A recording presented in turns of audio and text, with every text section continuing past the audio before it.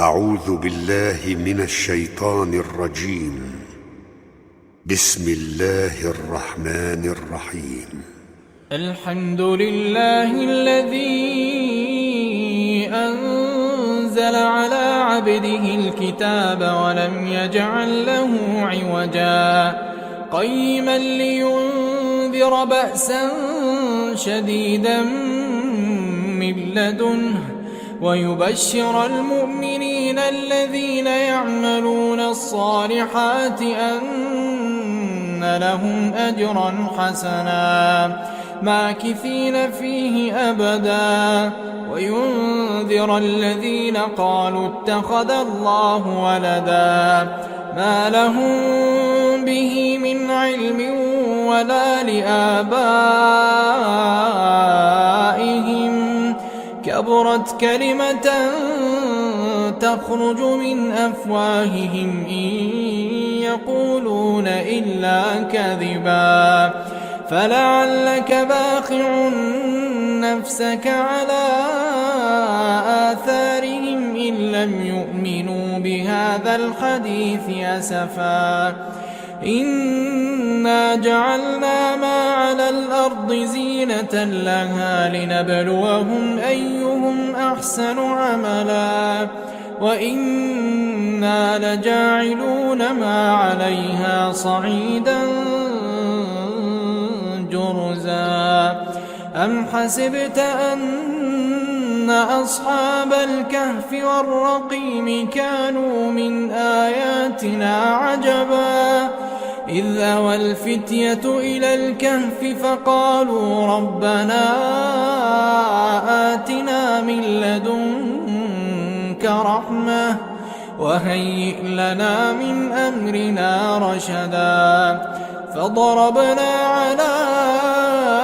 آذانهم في الكهف سنين عددا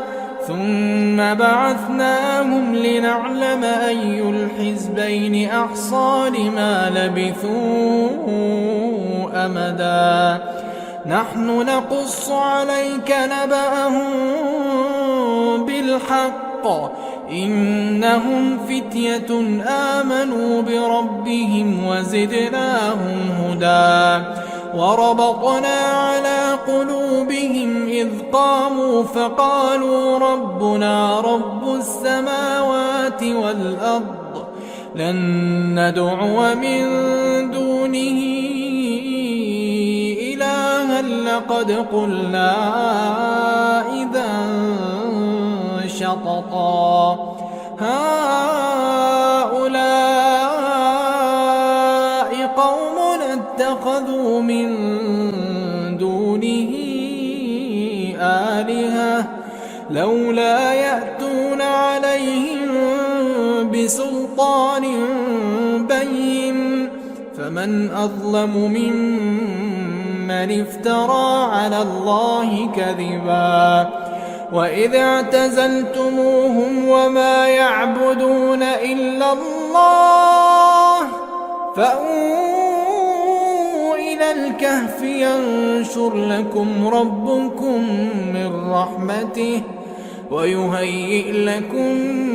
من أمركم مرفقا وترى الشمس إذا طلعت تزاور عن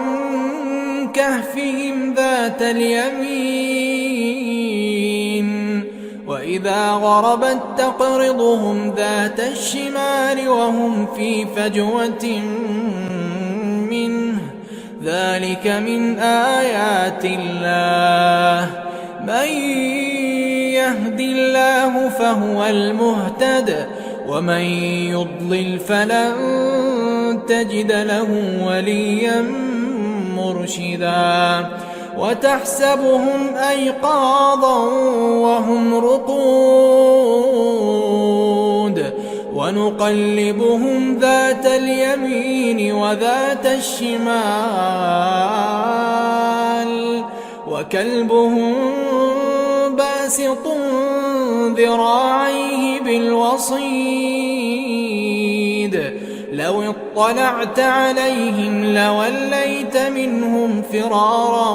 ولملئت منهم رعبا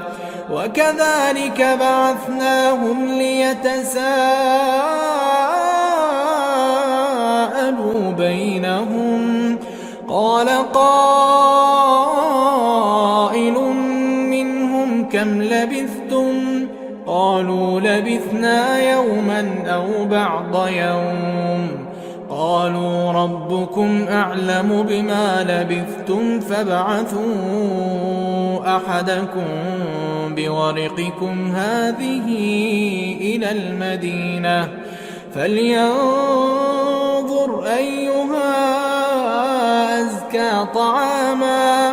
فليأتكم برزق منه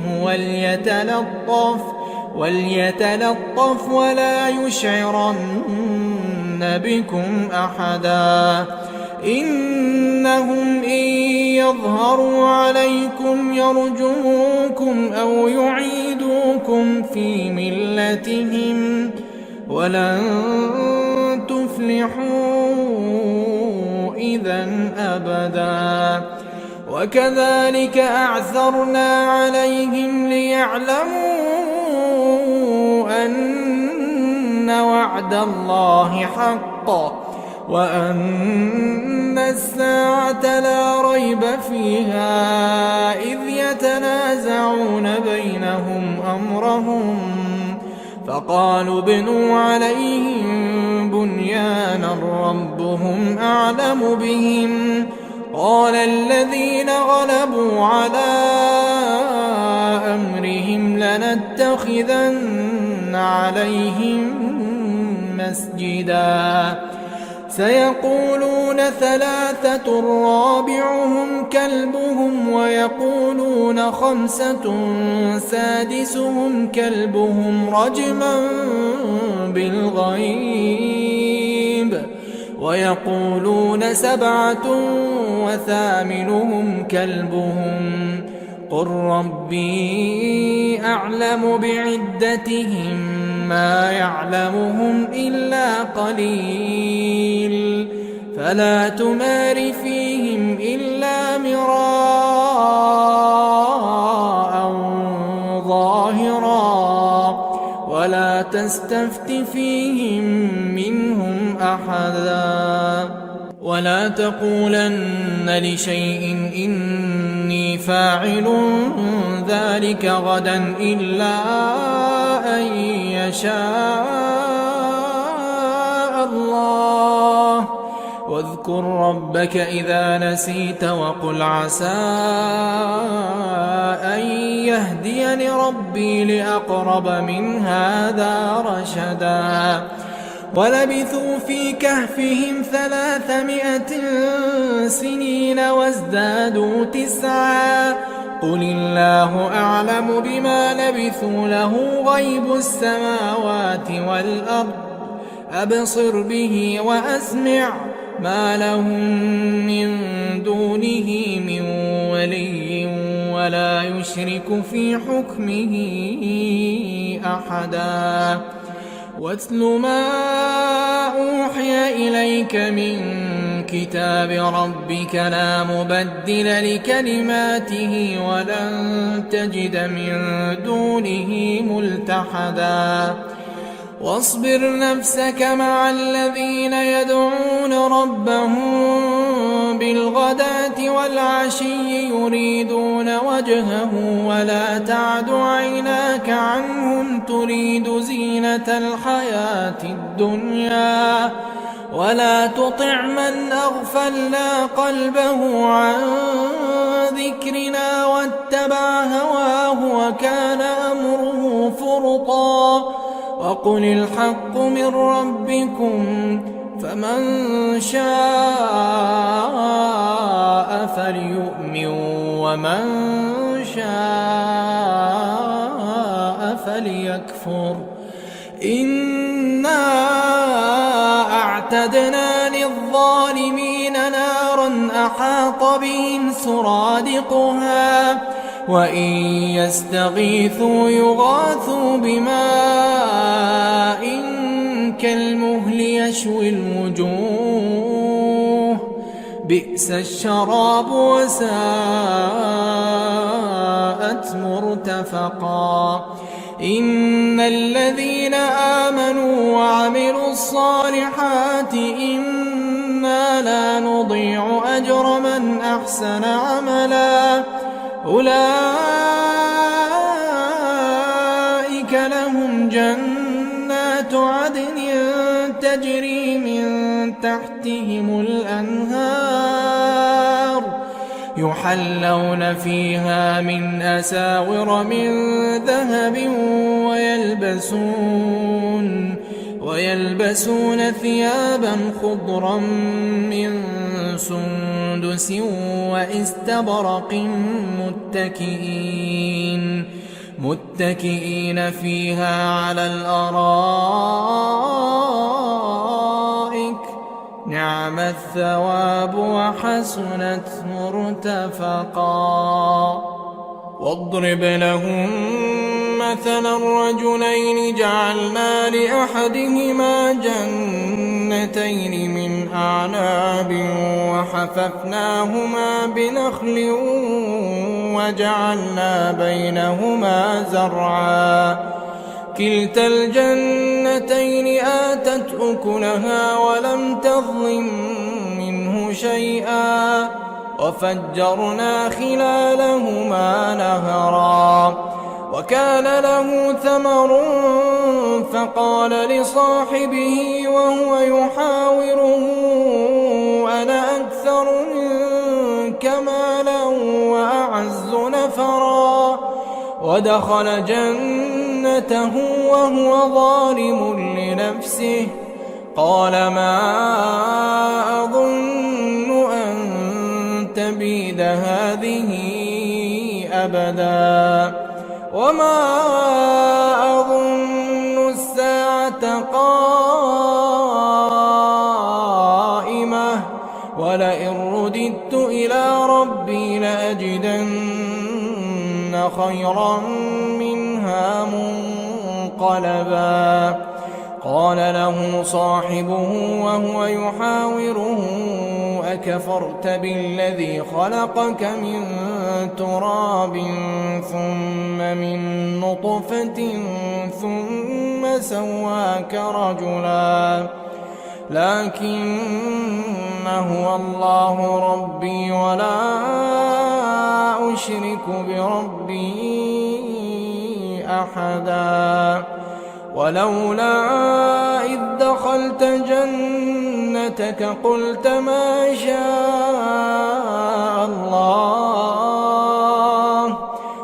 ما شاء الله لا قوة إلا بالله إن ترني أنا أقل منك مالا وولدا فعسى ربي أن يؤتيني خيرا من جنتك ويرسل عليها حسبانا من السماء فتصبح صعيدا زلقا أو يصبح ماؤها غورا فلن تستطيع له طلبا وأحيط بثمره فأصبح يقلب كفيه على ما أنفق فيها وهي خاوية على عروشها ويقول يا ليتني لم أشرك بربي أحدا ولم تكن له فئة ينصرونه من دون الله وما كان منتصرا هنالك الولاية لله الحق هو خير ثوابا وخير عقبا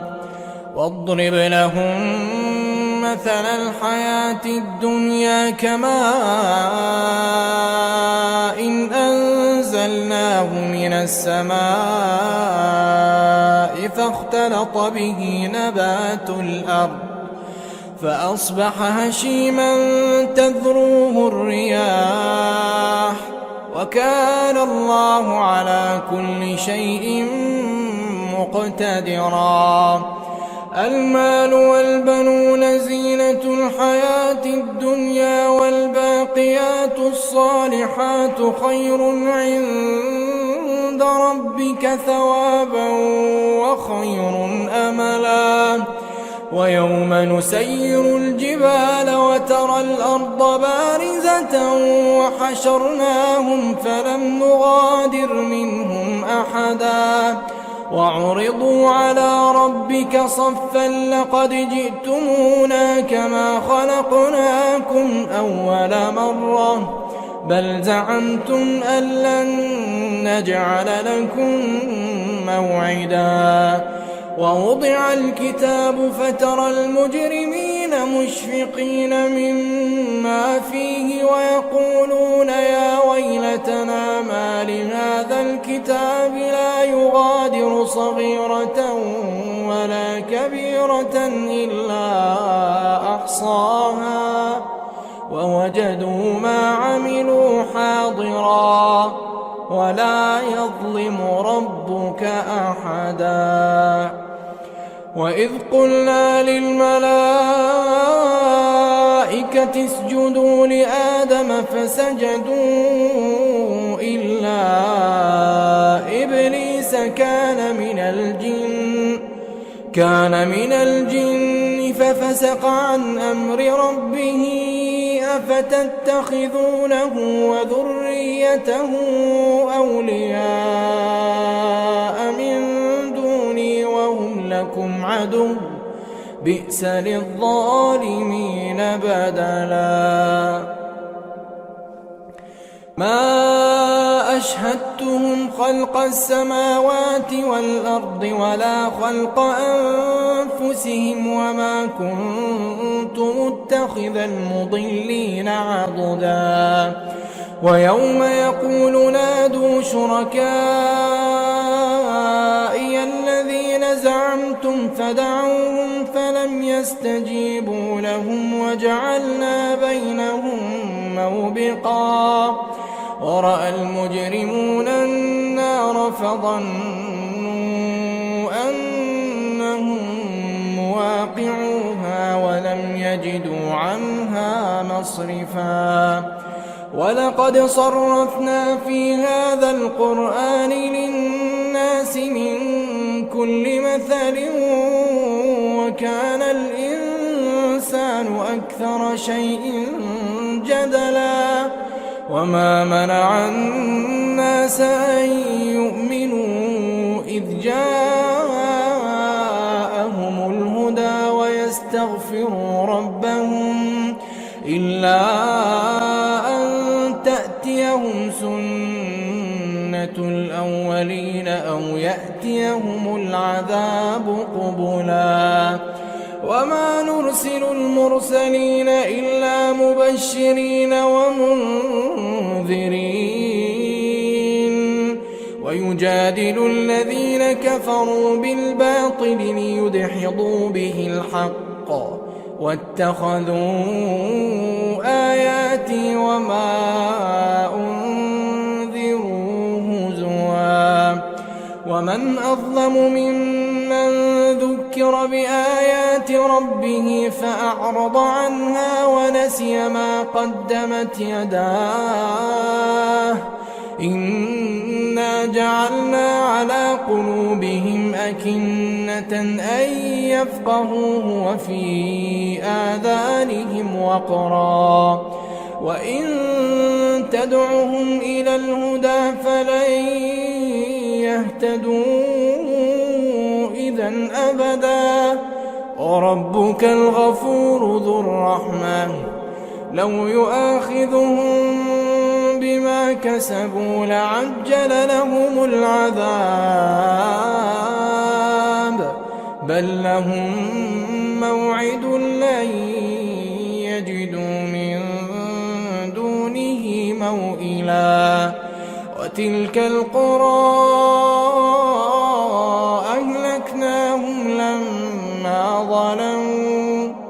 وجعلنا لمهلكهم موعدا وإذ قال موسى لفتاه لا أبرح حتى أبلغ مجمع البحرين أو أمضي حقبا فلما بلغا مجمع بينهما نسيا حوتهما فاتخذ سبيله في البحر سربا فلما جاوزا قال لفتاه آتنا غداءنا لقد لقينا من سفرنا هذا نصبا قال أرأيت إذ أوينا إلى الصخرة فإني نسيت الحوت وما أنسانيه إلا الشيطان أن أذكره واتخذ سبيله في البحر عجبا قال ذلك ما كنا نبغي فارتدا على آثارهما قصصا فوجدا عبدا من عبادنا آتيناه رحمة من عندنا وعلمناه من لدنا علما قال له موسى هل أتبعك على أن تعلمني مما علمت رشدا قال إنك لن تستطيع معي صبرا وكيف تصبر على ما لم تحط به خبرا قال ستجدني إن شاء الله صابرا ولا أعصي لك أمرا قال فإن اتبعتني فلا تسألني عن شيء حتى أحدث لك منه ذكرا فانطلقا حتى إذا ركبا في السفينة خرقها قال أخرقتها لتغرق أهلها لقد جئت شيئا إمرا قال ألم أقل إنك لن تستطيع معي صبرا قال لا تؤاخذني بما نسيت ولا ترهقني من أمري عسرا فانطلقا حتى إذا لقيا غلاما فقتله قال أقتلت نفسا زكية بغير نفس لقد جئت شيئا نكرا قال ألم أقل لك إنك لن تستطيع معي صبرا قال إن سألتك عن شيء بعدها فلا تصاحبني قد بلغت من لدني عذرا فانطلقا حتى إذا أتيا أهل قرية استطعما أهلها فأبوا أن يضيفوهما فوجدا فيها جدارا يريد أن ينقض فأقامه قال لو شئت لاتخذت عليه أجرا قال هذا فراق بيني وبينك سأنبئك بتأويل ما لم تستطع عليه صبرا أما السفينة فكانت لمساكين يعملون في البحر فأردت أن أعيبها وكان وراءهم ملك يأخذ كل سفينة غصبا وأما الغلام فكان أبواه مؤمنين فخشينا أن يرهقهما طغيانا وكفرا فأردنا أن يبدلهما ربهما خيرا زكاة وأقرب رحما. وأما الجدار فكان لغلامين يتيمين في المدينة وكان تحته كنز لهما وكان أبوهما صالحا فأراد ربك أن يبلغا أشدهما ويستخرجا كنزهما رحمة من ربك وما فعلته عن أمري ذلك تأويل ما لم تسطع عليه صبرا. ويسألونك عن ذي القرنين قل سأتلو عليكم منه ذكرا. إنا مكنا له في الأرض وآتيناه من كل شيء سببا فأتبع سببا حتى إذا بلغ مغرب الشمس وجدها تغرب في عين حمئة ووجد عندها قوما قلنا يا ذا القرنين إما أن تعذب وإما أن تتخذ فيهم حسنا. قال أما من ظلم فسوف نعذبه ثم يرد إلى ربه فيعذبه عذابا نكرا. وأما من آمن وعمل صالحا فله جزاء الحسنى وسنقول له من أمرنا يسرا. ثم أتبع سببا حتى إذا بلغ مطلع الشمس وجدها تطلع على قوم لم نجعل لهم من دونها سترا. كذلك وقد أحطنا بما لديه خبرا. ثم أتبع سببا حتى إذا بلغ بين السدين وجد من دونهما قوما لا يكادون يفقهون قولا. قالوا يا ذا القرنين إن يأجوج ومأجوج مفسدون في الأرض فهل نجعل لك خرجا على أن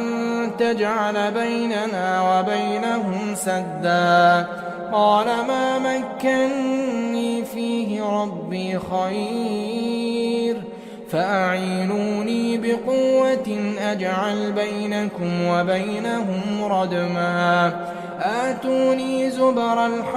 الحديد حتى إذا ساوى بين الصدفين قال انفخوا حتى إذا جعله نارا قال آتوني أفرغ عليه قطرا. فما استطاعوا أن يظهروه وما استطاعوا له نقبا. قال هذا رحمة من ربي فإذا جاء وعد ربي جعله دكاء وكان وعد ربي حقا. وتركنا بعضهم يومئذ يموج في بعض ونفخ في الصور فجمعناهم جمعا. وعرضنا جهنم يومئذ للكافرين عرضا. الذين كانت أعينهم في غطاء عن ذكري وكانوا لا يستطيعون سمعا. أفحسب الذين كفروا أن يتخذوا عبادي من دوني أولياء إنا أعتدنا جهنم للكافرين نزلا. قل هل ننبئكم بالأخسرين أعمالا الذين ضل سعيهم في الحياة الدنيا وهم يحسبون أنهم يحسنون صنعا أولئك الذين كفروا بآيات ربهم ولقائه فحبطت أعمالهم فلا نقيم لهم يوم القيامة وزنا ذلك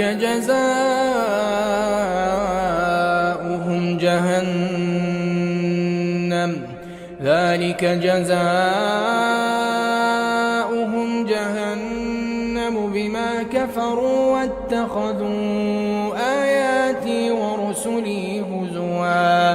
إن الذين آمنوا وعملوا الصالحات كانت لهم جنات الفردوس نزلا خالدين فيها لا يبغون عنها حولا قل لو كان البحر مدادا لكلمات ربي لنفد البحر قبل أن تنفد كلمات ربي ولو جئنا بمثله مددا قل إنما أنا بشر مثلكم يوحى إلي أنما إلهكم إله واحد فمن كان يرجو لقاء ربه فليعمل عملا